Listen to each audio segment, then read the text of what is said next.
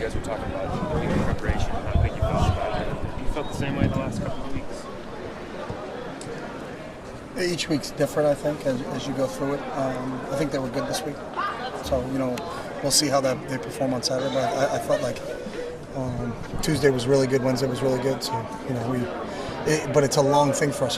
How good is Friday? That's the one thing we have to understand is if you have a good Tuesday and then you have a good Wednesday, that means nothing if you don't have a good Thursday and you don't have a good Friday. So it's got to continue. It just can't be a one-day thing. And that's what we're trying to preach, a consistency over the course of a week where it can't be Monday was really good, but then Tuesday was just okay. Wednesday we cranked it back up again, but then Thursday we were kind of, not where we needed to be. So it's still, we've still got another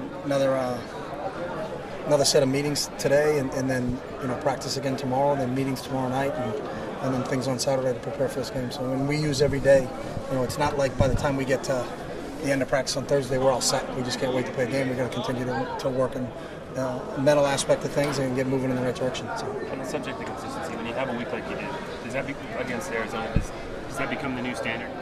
Yeah, it's always been I think. Or was that the standard in the first place? Yeah, and we've really. I think embrace that, and they understand it. And it's real simple. When we play really well, it's not by happenstance. It's because we practice really well that week. And, that's the tough thing. Sometimes it's human nature to, when no matter who you are, like can you string every single day? Can you be consistent the same way every single day? And that's the hard part to fight it. And that becomes an internal thing that I think you got to work on. And that's why we talk about trying to eliminate outside influences, because it's not about what people are saying or people are trying to tell you this or tell you that. When you had a good day, and when you had a bad day. You don't need to have someone else kind of confirm that for you. But you got to be able to do it again. And it's the teams that are consistent over the long haul that end up eventually winning championships and things like that. It can't be, there's a lot of times where you see a team like, oh my God, what a great win, they had a huge upset, and then the next week they're flat. It's sometimes they put all their eggs into one basket. For us, it's a consistency model over time testing, and I think so far it's worked for us.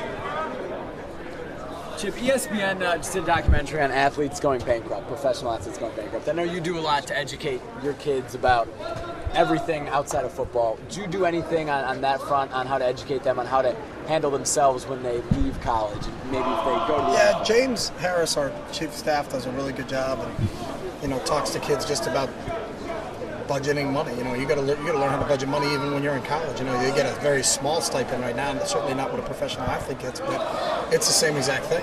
You got to pay your rent, and you got to pay your electricity, and you got to pay your cable bill, and you got to pay your internet and all those other things before you go out and buy a video game and a new pair of Jordans. And just because people have a ton of money, you can have a little money and still not handle it the right way. And we try to educate our guys on that. It's a sad number, and it's I think it's high 70%. I think that of people then they leave a career in the NFL that are broke or in financial troubles, within 2 years of leaving, and that's a difficult thing. And a lot of times that becomes a trust thing. And who are you hiring to help you manage your money? And we try to do that. Jeff Hawkins does our agent education program, and we have a committee that will help with our athletes sit down. It's available to them to interview candidates, and it's their choosing who they want to pick from.